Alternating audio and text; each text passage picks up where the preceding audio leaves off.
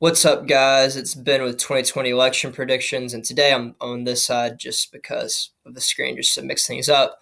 But today I want to go back in time, go in a time machine back to the 2016 election, and look to see how accurate Nate Silver's electoral college model was. I think this is kind of the most famous model that a lot of people would check. FiveThirtyEight, which is a website that I really like.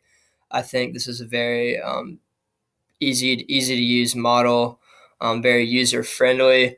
But obviously, this model is not right. But Nate Silver, after the 2016 election, was going around saying, "Look, my model is the best one out there."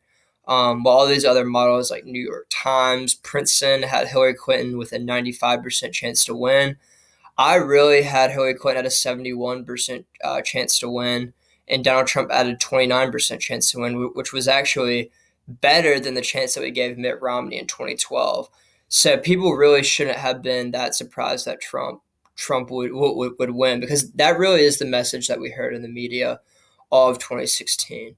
So when I was looking at this model in 2016, I thought there was no chance that Donald Trump would win Wisconsin, Michigan, or Pennsylvania, simply because like his chance to win like Wisconsin, for example, was 16.5, which is like less than Colorado or New Mexico or like some of these other states that I thought would never go to Donald Trump.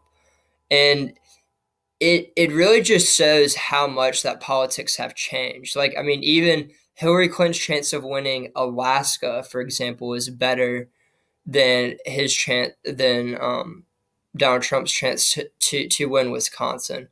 One red flag I think that maybe that the people doing these models or the people conducting the poll should have looked at is the fact that Iowa and Ohio were both leaning towards the Republicans in the polls, going towards the 2016 election.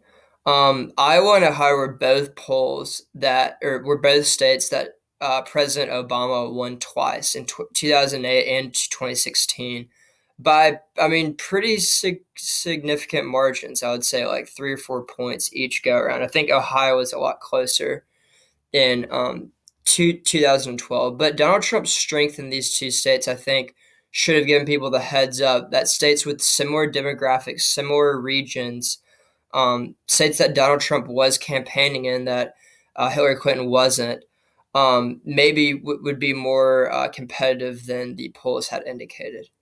But going into 2016, I thought Donald Trump's path to victory was through these four states: North Carolina, Florida, Nevada, and New Hampshire.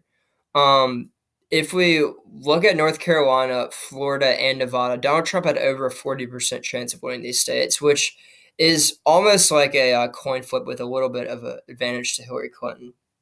So if we look at this electoral map and give North Carolina, Florida, and Nevada to Donald Trump, it gets the Republicans to 266 and the Democrat, which was it gives Donald Trump 266 and it gives Joe Biden 272.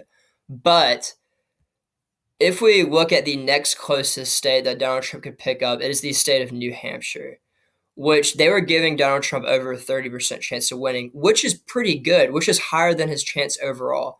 So if he won all these states, which wouldn't have been that unlikely, then Donald Trump would have 270 votes and he would have won the election.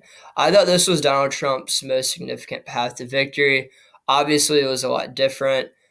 He lost Nevada and New Hampshire, but won these three states in the Rust Belt, and that put him over the top to give him the 2016 election. Going forward, I'm going to be really interested in looking at the 538 model for 2020. I don't think these three states will be as blue. I think they're going to consider more things, and I think the polls have demonstrated that Donald Trump is doing better in 2020 and 2016. That's probably a reflection of the pollers trying to adapt how they poll, change their methodology, some to try to reach out to these shy Trump voters who could have skewed the polls. But one interesting outcome that I think was a little bit ignored was Nevada. Nevada vastly overestimated Trump's chances there. He ended up losing the state by 3 points. And this has been pretty consistent. In 2018, the Senate race was supposed to be neck and neck with the Republican incumbent, but the Democrat challenger ended up winning by about 5 points. So Nevada is definitely a state that's trending leftwards. But Wisconsin, Michigan, and Pennsylvania, they were all polled completely wrong on the other side.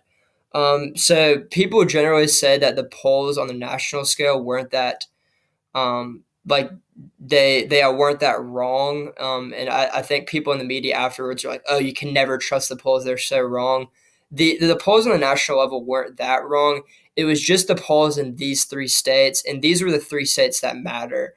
So I think a lot of polling companies are going to invest a lot of money into trying to get the best quality polls, especially in these 3 states that were very hard to poll, and a lot of the pollsters got it wrong, because I think that a lot of media companies lost credibility because they told us every day going into the 2016 election that these 3 states were solidly for Hillary Clinton.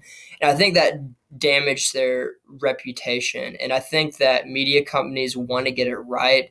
They want to shore up their credibility and get the people to trust them more. And also, I mean, there's a lot of money riding on these polls. There's reasons why campaigns spend a lot of money on these polls, because they want to know what's the most bang for their buck. And I think that some of Donald Trump's internal polling showed him having a better chance in these polls than other polls that were conducted by media organizations, or Donald Trump would not have campaigned in these states so much. I mean, people were calling Donald Trump stupid for holding rallies in Wisconsin, Michigan, and Pennsylvania, but it ended up paying off. So I'm sure campaigns will spend a lot more money on polls in these states. And one thing I think is pretty interesting is like how much this changed. So if you see in July, this was right after the Republican convention, Donald Trump actually had a better chance of winning for about a day, and it was only by like 0.1 percentage points. But if we see, like, based on this data, it would kind of show that the debates hurt him because his Donald Trump's chances went down. But if we see going into election day, Donald Trump's chances were trending up. And this is after James Comey announced that he was investigating Hillary Clinton in relation to the Anthony Weiner email. So I definitely think this damaged Donald Trump. And also, this time was around when the Access Hollywood tape came out, so I definitely think that damaged Donald Trump.